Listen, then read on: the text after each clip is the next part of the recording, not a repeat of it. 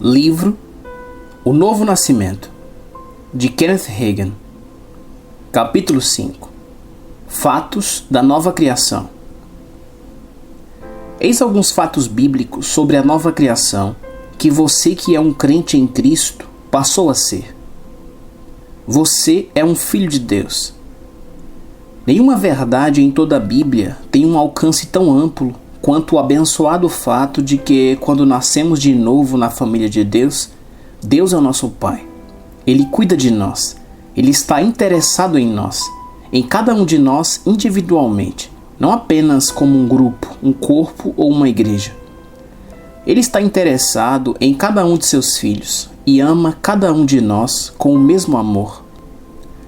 Muito se ouve falar sobre a paternidade de Deus e a fraternidade do homem, mas Jesus disse a algumas pessoas muito religiosas: vós sois do diabo, que é vosso pai. João 8,44. Deus é o Criador de toda a humanidade, mas o homem precisa nascer de novo para se tornar seu filho. Ele é Deus para o mundo, mas Pai somente para o homem que se tornou nova criação. Deus é seu Pai, você é filho dele. E se ele é seu Pai, você pode ter certeza de que o Senhor assumirá o lugar de um pai e fará o papel de um pai. Você pode ter certeza de que, como seu pai, ele o ama e cuidará de você. Ver João 14:23, João 16:23 e 27, Mateus 6, 8 e 9 e 26 e do 30 ao 34 e Mateus 7:11. Passe a conhecer seu pai através da palavra. Quando você foi salvo, nasceu na família dele como um bebê espiritual. Os bebês na esfera natural precisam comer alimento natural para se desenvolver e crescer. Da mesma maneira, a Bíblia instrui os filhos de Deus: desejai ardentemente, como crianças recém-nascidas, o genuíno leite espiritual, para que por ele vos seja dado crescimento. 1 Pedro 2:2. É na palavra que conhecemos sobre nosso Pai, sobre seu amor, sobre sua natureza, o quanto ele cuida de nós e o quanto nos ama. Ele é tudo o que a palavra diz que ele é, e fará tudo o que a palavra diz que ele fará. Você é uma nova criatura, uma nova criação, uma nova espécie. Sou feliz por ser uma nova criatura. Eu tinha apenas 15 anos, mas lembro-me de quando isso aconteceu. Alguma coisa ocorreu dentro de mim. Parecia que um peso de 2 toneladas saíra do meu peito. Não apenas algo saiu de mim, como algo entrou em mim. Eu não era mais a mesma pessoa. Houve uma mudança interior. No novo nascimento, o espírito é recriado, mas o corpo não. É na dimensão do espírito que todas as coisas se tornam novas. Portanto, ainda temos o mesmo corpo que sempre tivemos. Há um homem que vive dentro do corpo. Paulo chama de homem interior e chama o corpo de homem exterior. Mesmo que o nosso homem exterior se corrompa, contudo o nosso homem interior se renova de dia em dia. 2 Coríntios 4,16. Pedro chama esse homem interior de o homem interior do coração. 1 Pedro 3,4. Esse homem está oculto aos olhos físicos. Ninguém pode ver quem você é de verdade, o homem interior. As pessoas podem pensar que sim, mas elas só veem a casa, o corpo, onde você vive. Quem você é de verdade está dentro, olhando para fora.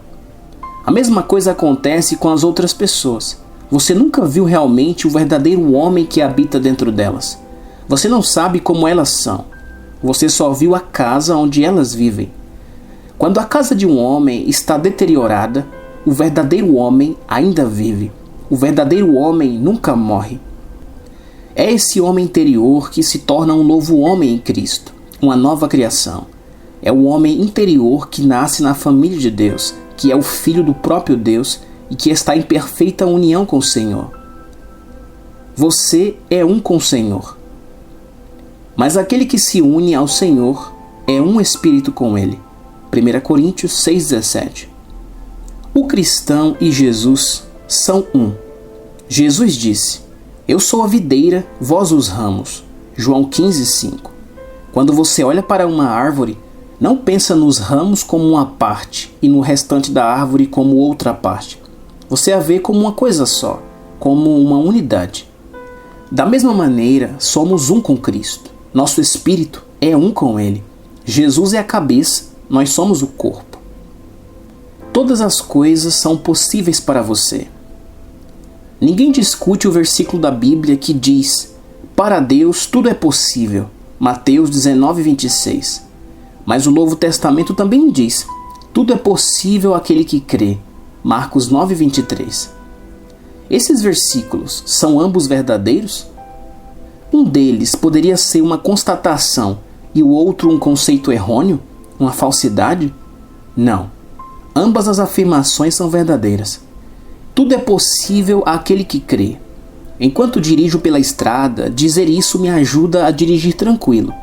Quando enfrento uma situação aparentemente impossível, dizer em voz alta: tudo é possível àquele que crê. Eu creio, me ajuda a ter fé. Aquele que é maior está em você. Filhinhos, vós sois de Deus e tendes vencido os falsos profetas, porque maior é aquele que está em vós do que aquele que está no mundo. 1 João 4,4. Vós sois de Deus. Essa é outra maneira de dizer que você nasceu de Deus. Esse versículo diz a mesma coisa que 2 Coríntios 5,17 diz, que se alguém está em Cristo, é nova criatura.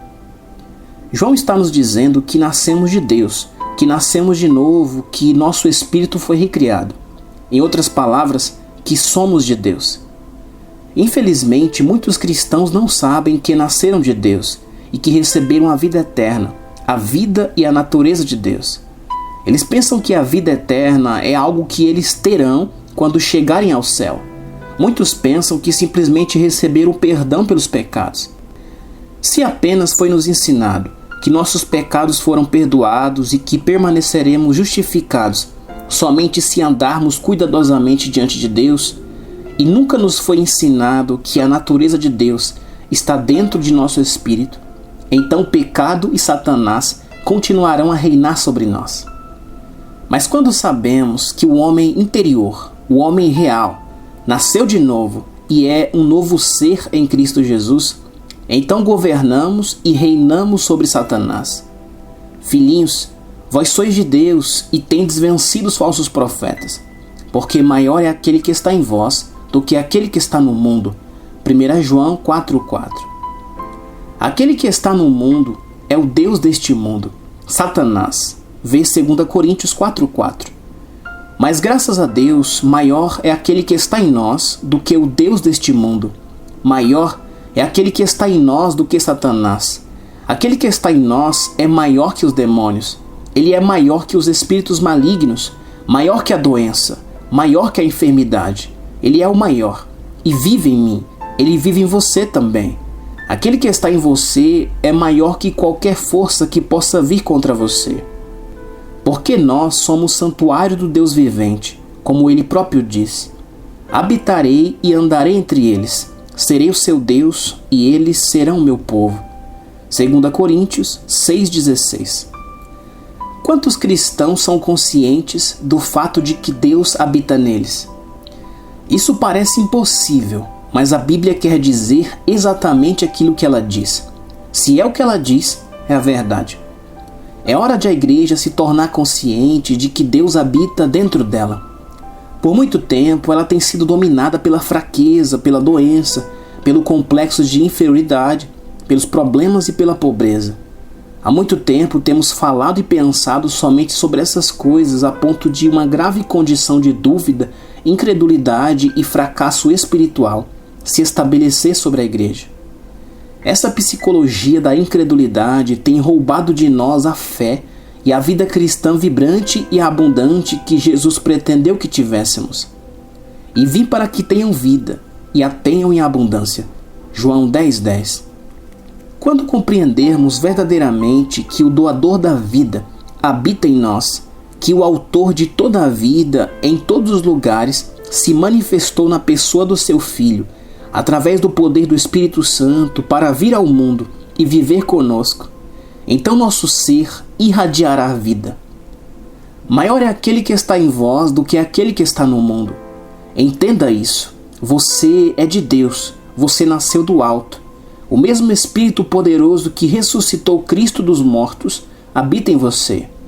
Não é de admirar que a Bíblia diga: tudo é possível ao que crê. Marcos 9:23. É porque o Deus com quem todas as coisas são possíveis vive dentro de nós.